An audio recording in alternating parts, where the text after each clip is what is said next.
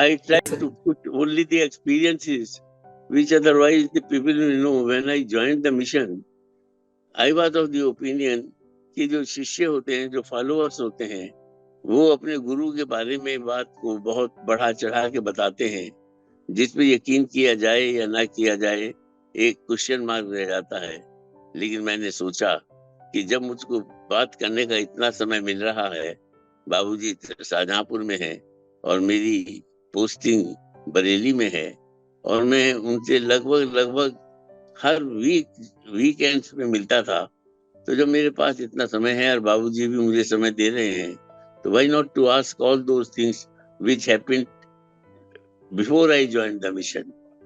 And when I took it from the horse's mouth, जब बाबूजी ने खुद अपने मुंह से इन बातों को बताया, तो मैंने उनको यकीन किया और अपनी अनुभव डायरी में लिखने का प्रयास किया। और बाबूजी से एक बार मैंने पूछा कि आप किसको, क्या हम में से किसको ज्यादा प्यार करते हैं? बाबूजी ने उत्तर दिया था, मैं किसी को प्यार नहीं करता, मेरे पास जगह ही नहीं है।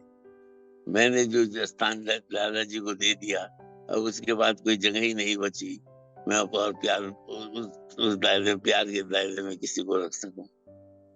उनका कितना अधिक उत्तर था कि जो कुछ मेरे पास प्यार था, वो तो मैंने लाला जी को दे दिया।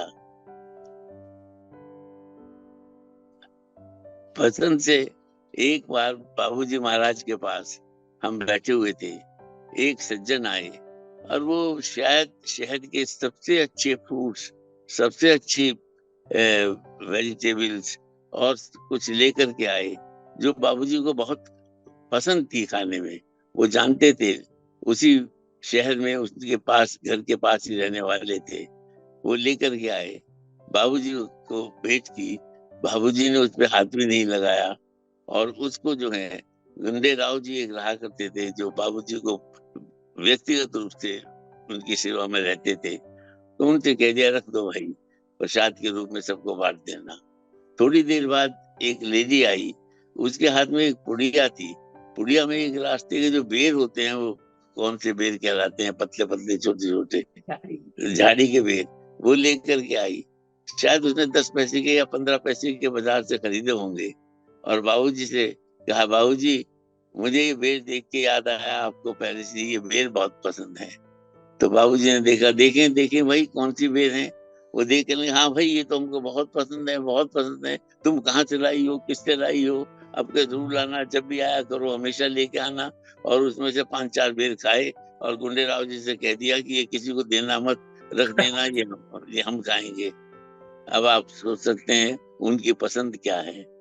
ये बेर पसंद है 10 पैसे के, या उतने सामान लाई हुई चीज पसंद है? पसंद उनको वो जो दिल से की गई हो। जो उनको दिखावे के लिए की जाती है, उसमें उनका पसंद नहीं था। वो तो पसंद से बहुत दूर थे। तो बाबूजी के घर का कमरा बड़ा लंबा कमरा था। तो उस समय मैं रात को करीब 11-12 बजे लौटा आश्रम से।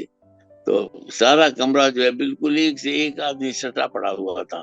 बस केवल बाबूजी जगे हुए थे, वो भी मुझसे पूछने के लिए खाना खा लिया नहीं, और वहां पे काम ठीक हो रहा नहीं, 2-4 बातें पूछने के लिए वो जगे हुए थे। वो अक्सर कहा करते थे, जिनके लिए हम जग रहे हैं वो सब सो रहे हैं।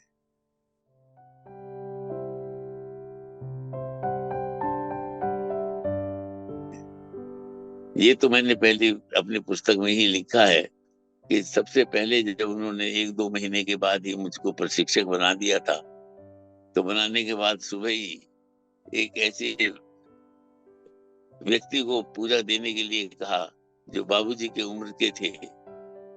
बाबूजी ने कहा, इनको पूजा करा दीजिए। वो जब मैं उनको पूजा कराने लगा, मैं नहीं जानता था, पहले दिन तो मुझको प्रशिक्षक ही बनाया गया था, कि अब ये क्या करेंगे, मैं क्या करूं। मन में आया कि अगर ज्यादा देर हो गई तो वृद्ध आदमी है, कहेंगे मुझको परेशान कर दिया, और अगर बहुत थोड़ा रहा तो कहेंगे कि कैसे कैसे प्रिंसिपल बना दिए मास्टर ने।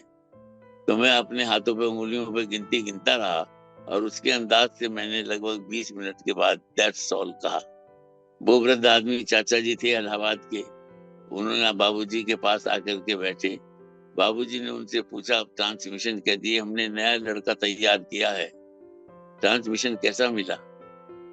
और वहां ट्रांसमिशन की तारीफ हो रही है, सब ऐसा ट्रांसमिशन था, ऐसा था, ऐसा था। मैं बराबर एक कमरे में बैठा सुन रहा था, और ये सुनकर कि अरे, ट्रांसमिशन तो मैंने दिया, मुझको पता है मैंने क्या किया, और उसमें क्या हुआ। खैर फिर भी संयम मानते हुए मैं थोड़ी देर बाद जब सब लोग चले गए, बाबूजी के पास बैठा। बाबूजी समझ गए थे कि इनको क्या फीलिंग हुई। तो तब बाबूजी ने कहा कि इंजीनियर साहब, आज हमने आपको दो लेसन दिए हैं, दो सबक दिए हैं, दो पाठ पढ़ाए हैं। मैं चुप रहा। पहला पाठ ये कि पूजा कराते समय ट्रांसमिशन में प्रशिक्षक ट्रांसमिट नहीं करता, ट्रांसमिशन गुरु से ही आती है। नंबर 2, आपको प्रशिक्षक बनाया गया है, तो आपको अधिकार है कि आप जिसको चाहे पूजा दे सकते हैं। आपको ये अधिकार नहीं दिया गया कि जिसको पूजा करा दे रहे हैं वो आपसे आध्यात्मिक स्तर में कुछ नीचा है। वो आध्यात्मिक स्तर में आपसे ऊंचा हो सकता है, बहुत ऊंचा हो सकता है, वो स्वयं ईश्वर महान भी हो सकता है। लेकिन उसको ये कहना पड़ेगा कि अगर मेरे प्रशिक्षक ने किसी को पूजा कराई तो उसको कुछ ना कुछ मिला है। तो ये दो पाठ मैंने आज आपको दिए हैं। उनकी ये बातें सुन करके मेरे आंखों में आंसू आ गए, और मैंने देखा कि ऐसा गुरु कहाँ मिलेगा जो व्यक्तिगत रूप से, एक प्रैक्टिकल रूप में हमको पाठ पढ़ाता है और चीजें दिखाता है।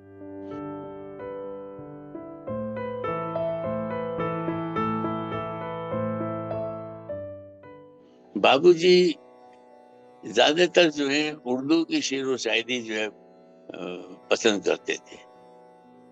ये दुख हरण दीना नाथ ये लाला जी के समय पे उन्होंने गाया था, जो लाला जी ने बहुत अप्रिशिएट किया था।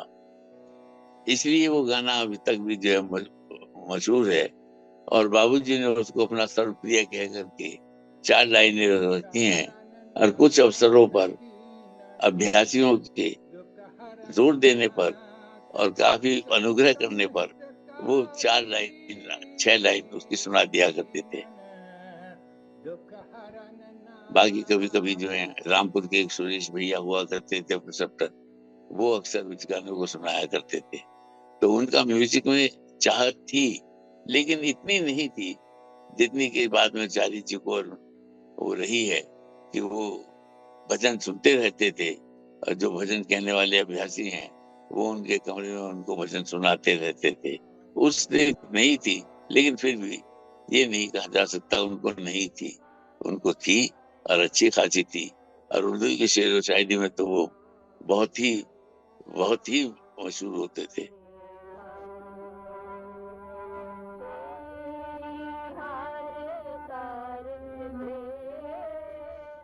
नवसारी से देवराम भाई आया करते थे। तो देवराम भाई एक रोज जो है आश्रम में हम ठहरे हुए थे, तो देवराम भाई बोले कि 47 में मेरे फादर की डेथ हो गई थी, और उनका महा श्राद्ध कराने के लिए मैं गया था। वहां पर मुझसे जो है कहा था, कोई भी फल जो आप प्यार से खाते हो उसको छोड़ दीजिए। तो मैंने अमरूद छोड़ दिया था।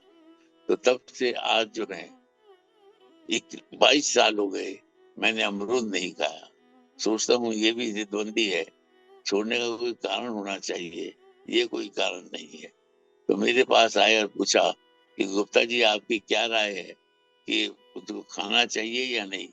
मैंने कहा दरबार में बैठे हो मालिक की, कल जाओगे वहां पर पूछ लेना, हम क्या इस पे उत्तर दे सकते हैं। अगले दिन वो गए, लेकिन उनसे नहीं वो पूछ पाए। लेकिन वो रात को जो है 2 अमरूद एक प्लेट में रख के मेरे कमरे में आए। मैंने पूछा क्या बाबूजी से पूछ लिया था? उन्होंने कहा नहीं। बाबूजी से मिलके मेरी हिम्मत नहीं हुई पूछने की, और मैं वहां से चल दिया। जब चल दिया तो थोड़ी दूर आया होगा तो पीछे से बाबूजी ने किसी को दौड़ाया कि अरे भाई जरा देवराम भाई को बुलाओ। देवराम भाई आए, कहने लगे, मैं बाबूजी के पास गया कि क्या बात है बाबूजी। तो वो बोले कि देखो सुबह चतुर्वेदी साहब आए थे, इलाहाबाद से आए थे, और इलाहाबाद के अमरूद बहुत अच्छे होते हैं। 2 अमरूद मैंने तुम्हारे लिए रख लिए हैं, तो ये तुम्हें ले जाओ, तुम खाना है ना। तो बिन पूछे, पूछा भी नहीं, उत्तर भी मिल गया, अमरूद भी मिल गए।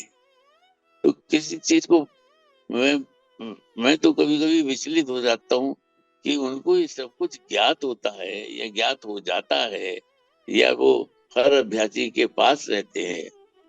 उनको तो नेचर के साथ चलना होता है। एक बार मैंने बाबूजी से कहा था, बाबूजी, मैं बहुत दिनों से आपके साथ हूँ। मैंने देखा है कि आप कोई भी काम करते नहीं, कोई आदेश देते नहीं। मुझे नहीं याद पिछले इतने वर्षों में आपने किसी बात के लिए भी कोई आदेश दिया हो। लेकिन आपकी मर्जी के बगैर कोई कार्य होता भी नहीं है। तो हंसकर बोले कि भाई हम क्या करें, जब अल्लाह मियाँ अपने आप हमारे कार्य करता रहता है तो हमें अपना दिमाग लगाने की जरूरत कहाँ है। देखिए इस आंसर में भी कितना रहस्य छुपा है कि अगर जब तक चीजों को आप पकड़े रहेंगे तो आपकी बुद्धि, आप ये सब कुछ कार्य करेगी। लेकिन जब आप उस पर छोड़ देंगे तो फिर द्रौपदी की तरीके से कृष्ण उसका छीन पड़ाएंगे।